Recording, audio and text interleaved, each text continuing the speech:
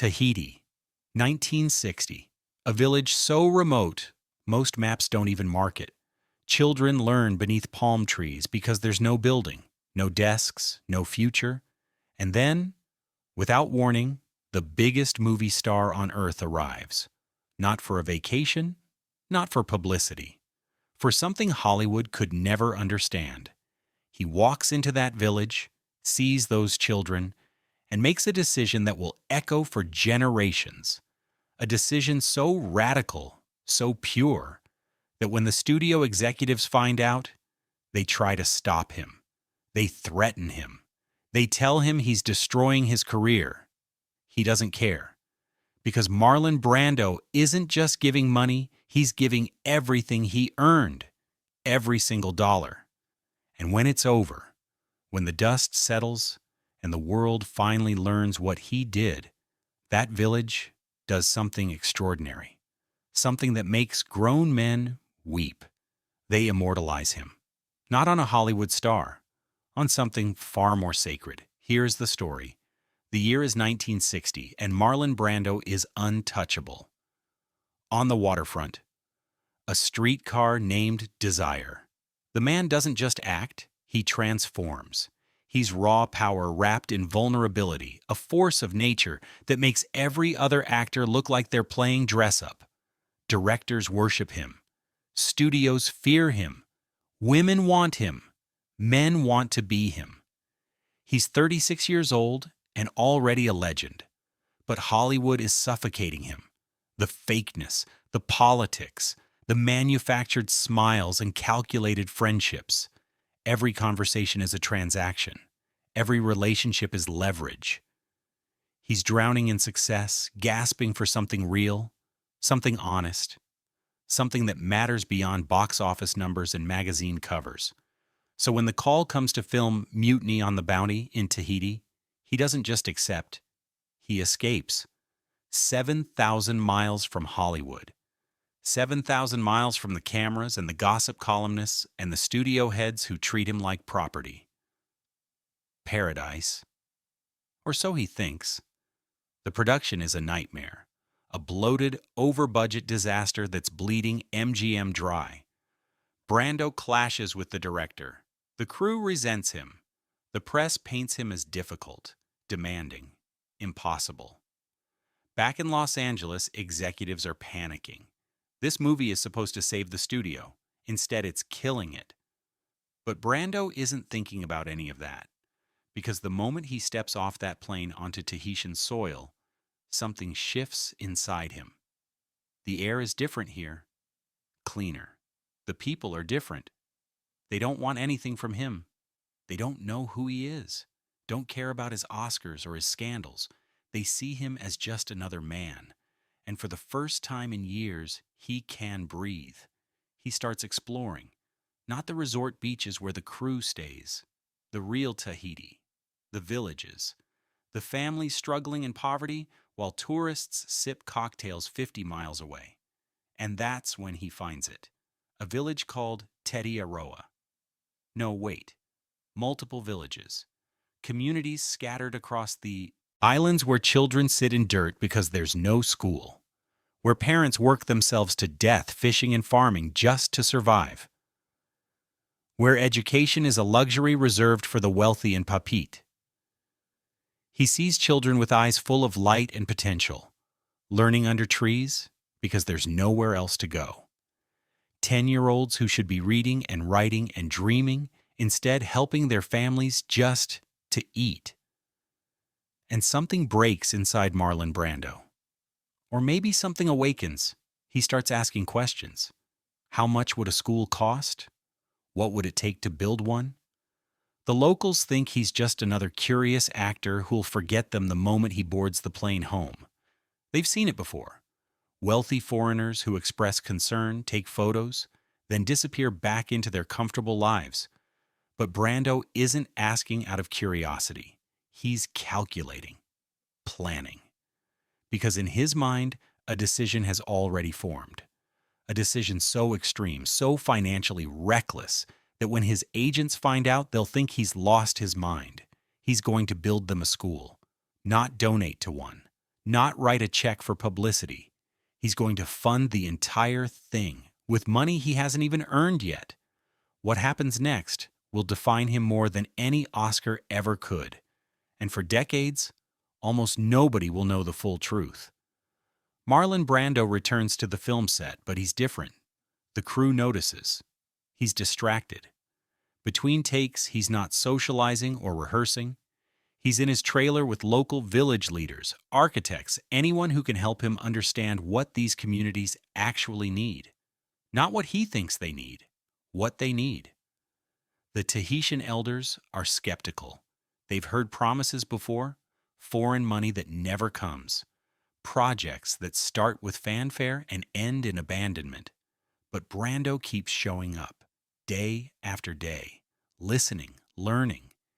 He asks about their culture, their language, their dreams for their children. He's not treating this like charity. He's treating it like partnership. And then he tells them his plan. He's going to take his entire salary from Mutiny on the Bounty, every cent, $270,000. In 1960, that's not just money. That's generational wealth. That's retirement. That's security for life. And he's going to pour it into building schools, plural, not just one, as many as the money will build. The village leaders are stunned. They ask him why. Why would a man at the peak of his career, a man with agents and lawyers and financial advisors, give away a fortune? Brando's answer is simple. Because you need it more than I do, and because nobody else is going to do it. But here's what nobody knew at the time. Brando was gambling everything. The movie was running over schedule, over budget. If it flopped, he might not work again for years. That $270,000 wasn't money he had. It was money he was owed. Money MGM could withhold if they wanted to punish him. Money that could vanish if the production collapsed. Word spreads through the production. Crew members hear whispers. Brando's giving away his paycheck, all of it. Some think it's a publicity stunt. Others think he's having a breakdown. His agent flies to Tahiti personally to talk sense into him. You're destroying your financial future, the agent says. You'll regret this. Brando looks at him with those intense eyes and says, I'll regret a lot of things in my life. This won't be one of them. MGM executives panic, not because they care about his finances, because they care about control. If Brando's doing this independently, without studio involvement, they can't spin it for publicity. They can't use it for tax write-offs. They can't control the narrative. They pressure him to funnel the money through the studio's charitable foundation. Brando refuses. He wants this direct, person to person. No middlemen. No PR teams. No corporate branding. The tension on set becomes unbearable. Directors and producers are furious. They're trying to make a movie, and their lead actor is obsessed with construction plans. Budget meetings turn into shouting matches. Brando's accused of being unprofessional, selfish, reckless. But the Tahitian people, they're watching everything, and they're starting to believe, because Brando isn't just talking. He's acting. He's meeting with builders, reviewing blueprints, arguing about materials. He wants these schools built to last, not flimsy structures that'll fall apart in the first storm. Real buildings, with real roofs and real walls and real futures inside them. Quick question. Have you ever had a choice where one path meant safety and the other meant sacrifice, but you knew deep in your soul that the sacrifice was the only right answer, where comfort and security were staring you in the face, but you couldn't take them because someone else needed you to be brave? Let us know in the comments, because that's where Marlon Brando is right now. The movie wraps, the crew packs up, Hollywood beckons. But Brando stays. He stays in Tahiti while construction begins. He's on site, watching the foundation pour. He's there when the walls go up. He's not treating this like a donation you make and forget. He's treating it like a promise you keep. And then the money clears. $270,000 transfers from MGM's accounts directly to Tahitian construction funds. Not through Brando's accounts. He structured it so the studio pays the builders directly. No chance for misunderstanding. No chance for the money to get lost or redirected. The first school opens its doors 6 months later. Then the second, then the third. Real buildings, with real teachers and real children inside, learning. Children who were sitting in dirt are now sitting at desks. Children who had no future are now reading, writing, calculating, dreaming. And Marlon Brando stands in the back of the classroom on opening day, watching. Not at the front for photos, in the back, silent, tears streaming down his face. The village gathers, not for a movie premiere, not for a ribbon-cutting ceremony with politicians and cameras, for something sacred, a meeting of the entire community, elders, parents, children, everyone who benefited from what Brando did, everyone whose life changed because a stranger decided their children mattered. They've prepared something Brando doesn't know about. As he walks into the village center, expecting a simple thank you, maybe a handshake, he sees hundreds of people, families he's met, families he hasn't, all standing, all silent, all looking at him with something that transcends gratitude. The village elder steps forward, an old man with weathered skin and eyes that have seen generations. He speaks in Tahitian first, then French, then broken English, making sure Brando understands every word. "You came to our island as a stranger," he says. "You saw our children with nothing, and you gave them everything." Brando tries to interrupt, tries to say it wasn't everything, that he still has his career, his fame. The elder raises his hand. Silence. Because there's more, something bigger. To understand what's about to happen, you need to know something about Tahitian culture. Names are sacred, buildings are temporary, but the naming of a place, the dedication of a space to someone's spirit, that's eternal. That's honor beyond money, beyond fame. In Tahiti, you don't name schools after living people.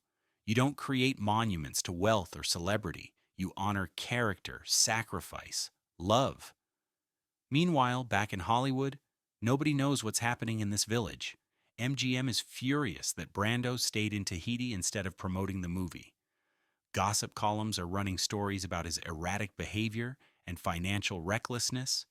His career is in limbo. Some say he'll never work again. Others say he's thrown away his future for nothing. But in this village, on this day, the definition of nothing is about to be rewritten. The elder continues. "We asked our children what would honor this gift, what would tell the world what you did. They said, 'Let his name be where we learn, where we grow, where we become.'" And then the elder gestures. Behind him, carved into the entrance of the main school, fresh and permanent, are words. Tahitian words, French words, and 3 words in English, Brando Learning Center. But that's not all, because the elder keeps talking. "One school is not enough to carry your spirit. We have named them all. Every school you built, every classroom where our children sit, they carry your name now, not because you demanded it, because we demanded it." Marlon Brando, the man who stared down directors and studio executives. Without flinching, the man who redefined what masculinity could be on screen stands frozen. His hands are shaking. His jaw is tight. He's fighting to maintain composure and losing. "You didn't come here for fame," the elder says. "You came here for us. And now, for as long as these buildings stand, your name will mean something. It will mean a man who saw children in dirt and gave them dignity." The village erupts, not in applause, in song, a traditional Tahitian chant, voices rising, harmonizing, filling the air with something ancient and holy. Children run forward.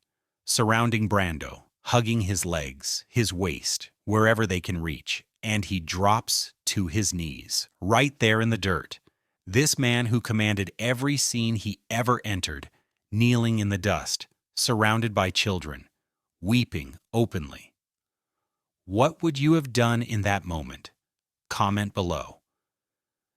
Because this is the part Hollywood never talks about. This is the part that was kept quiet for decades. Not because it was shameful, because it was too pure, too real, too far outside the manufactured image of celebrity. One little girl, maybe 7 years old, walks up to him. She's holding something. A flower crown woven from local plants. She places it on his head with tiny hands, then kisses his cheek and whispers in French, "You saved my future." And in that moment, Marlon Brando understands something that will haunt and comfort him for the rest of his life. He spent years searching for meaning in scripts and performances and critical acclaim. He became the greatest actor of his generation and felt empty. But here, in this village, kneeling in the dirt with a flower crown on his head and children's arms around him, he finally knows what purpose feels like. He looks up at the school, his name carved into it, not Marlon Brando, Oscar winner, not Marlon Brando, Hollywood legend, just Brando, simple, human, forever. "I don't deserve this," he whispers to the elder. The old man smiles. "That's exactly why you do." Brando stays in Tahiti for 2 more weeks, not for publicity, not for photos. He visits every school, every classroom.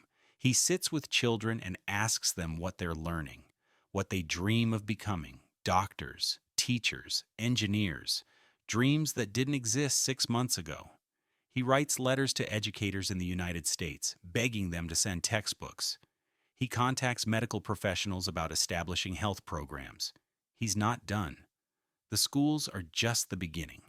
He wants these communities to thrive. But eventually, reality calls. He has to return to Hollywood, face the consequences of his reckless decision. When he lands in Los Angeles, his career is in shambles. Mutiny on the Bounty is a commercial failure. Critics savage it. MGM blames him. His agent has lined up exactly 0 new projects. He's 36 years old, broke, and Hollywood is whispering that he's finished. Does he regret it? Not for a second.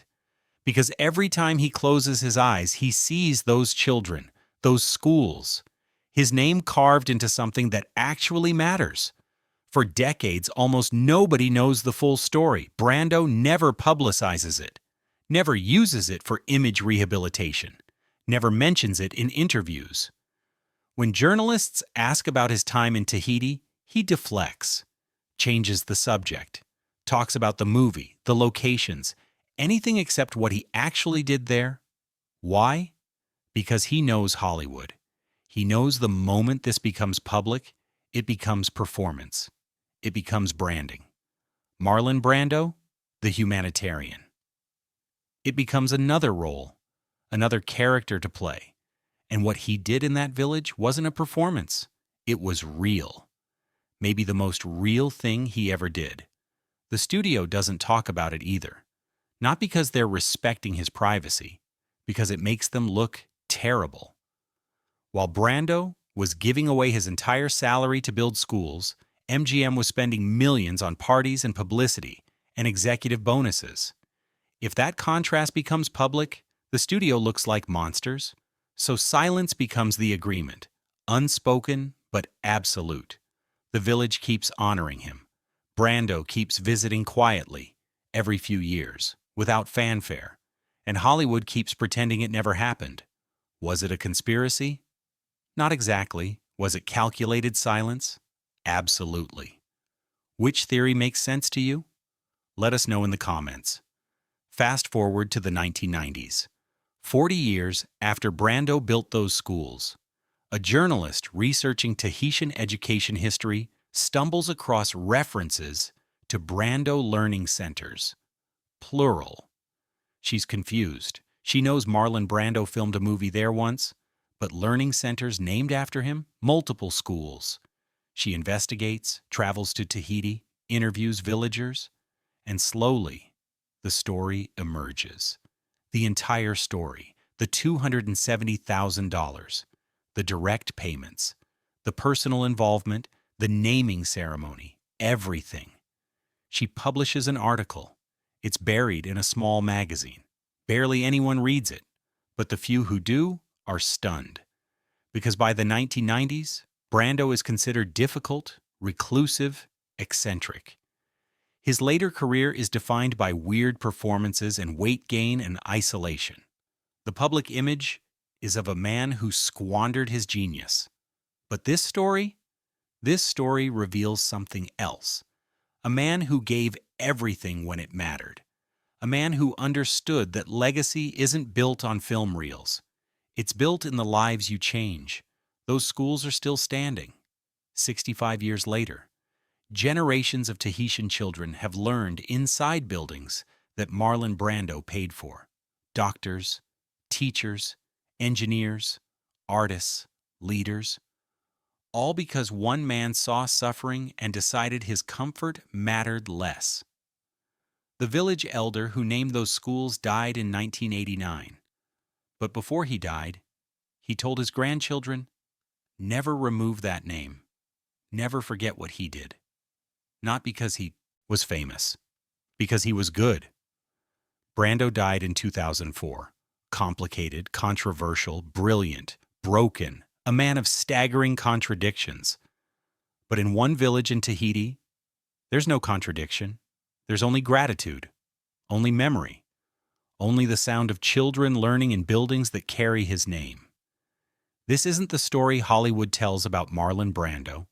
Hollywood talks about his method acting, his difficult behavior, his failed marriages, his weight, his decline. But in Tahiti, they tell a different story, about a stranger who became family, about wealth used to build instead of hoard, about a name that means hope. So here's the question for you. What do you want your name to mean? When you're gone, when the noise fades and the performance ends, what do you want carved into the things that last? Money, fame, or something that changes lives? Let us know in the comments. Which untold Hollywood story should we cover next? A secret act of courage or a hidden betrayal? Your choice. And unfortunately, they don't make men like Marlon Brando anymore.